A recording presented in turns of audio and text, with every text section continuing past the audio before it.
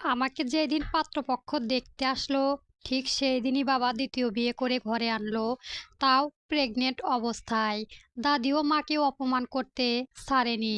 লজ্জায় দুঃখে মায়ের চোখে পানি ভেসে উঠেছিল। বাবা একবারও বলেনি মাকে চলে যেতে বা ডিভোর্স দিবেন, কিন্তু মা নিজে ইচ্ছেতেই তার পরের দিন খুব ভোরে বাড়ি ছেড়ে চলে যান। কোথায় গেছেন তা আমরা কেউ জানি না, এমনকি আমাকেও সাথে নিয়ে যায়নি। আমি সেই দিন খুব কেঁদেছিলাম। আমার বয়স ছিল শুধুমাত্র 15 বছর। সবে যৌবনে পা রেখেছিলাম, আর তাতেই দাদি ধরে বেঁধে বিয়ের জন্য পিঠে বসে লেগেছিল। সেই দিন আমার আর বিয়ে হয়নি। পাত্রপক্ষ অপমান করে আমার মুখের উপর চুলকানি দিয়ে চলে গিয়েছিল। আজ আমি একজন সফল ব্যবসায়ী। তার পেছনে একজন মানুষের হাত আছে, তাকে আমি কখনো দেখিনি।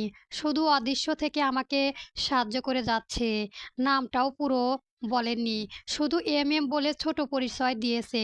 তবে ধারণা মতো লোকটা 27 থেকে 28 বছরের ধনী কোনো লোক হবে। আমি তার কণ্ঠ শুনেছি ফোনে অনেকবার। কথাবার্তা খুবই শিথিলতায় ভরপুর, কিন্তু কখনো দেখিনি। তবে তিনি জানান খুব শীঘ্রই দেখা দিবেন। আমি লোকটার প্রতি চিরকৃতজ্ঞ। এই 8 বছরে মাকে অনেক খুঁজেছি কিন্তু পাইনি। মা চলে আসার পর আমিও বাড়ি থেকে বের হয়ে যাই।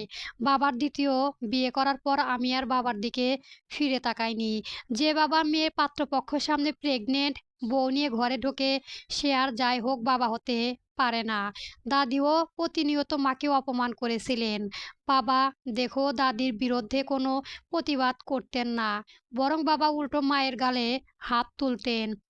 এসব ছোট থেকেই আমি দেখে আসছিলাম। যখন বড় হলাম তখন একদিন বিয়ে করে আনলেন, আর সে অনাকাঙ্ক্ষিত বিষয়টা যেন সম্পর্কের মোড় বদলে দিল।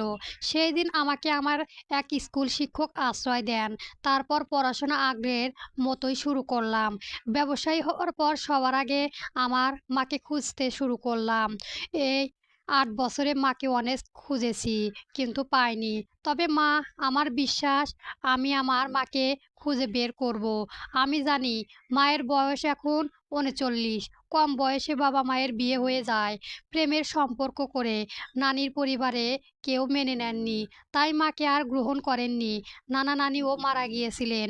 মামারা মাকে আর জায়গা দেয়নি, তাই মা কোথায় চলে গেছে জানতে পারিনি।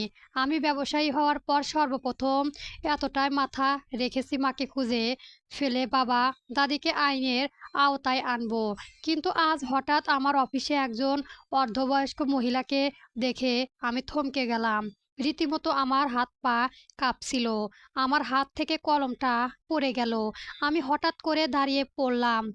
হ্যাঁ, আমি খুব ভালোভাবে চিনতে পেরেছিলাম, এটাই তো আমার মা, যাকে আমি এত বছর ধরে খুঁজে চলেছিলাম। আর আজ না চাইতেও আমারই অফিসে দেখলাম। মুখে বয়সের ছাপ পড়েছে, হাতে একটা ফাইল নিয়ে লাইনে বসে আছে। আমি সিইওকে জিজ্ঞেস করলাম, এই মাটাকে কোন দিক থেকে আসতে দেখেছো? না ম্যাডাম, আমি তো ভেতরেই ছিলাম। আমি তৎক্ষণাৎ হেঁটে মায়ের দিকে এগোতে লাগলাম। মা বোধহয় আমাকে চিনতে পারেননি। আমি শুধু মনে মনে বলছিলাম, এসে গেছে সে সময়, এবার মাকে নিয়ে প্রতিশোধের খেলায় নামবো। তখন হঠাৎ বাহির থেকে কর্মচারী রাফিক এসে বলল, ম্যাডাম, একজন যুবক আপনার সাথে দেখা করতে এসেছে। পরবর্তী গল্প পেতে আমার চ্যানেলটি সবার আগে সাবস্ক্রাইব করে রাখবেন। ধন্যবাদ। গল্প জানি দেখা হবে। সূচনা পর্ব চলবে।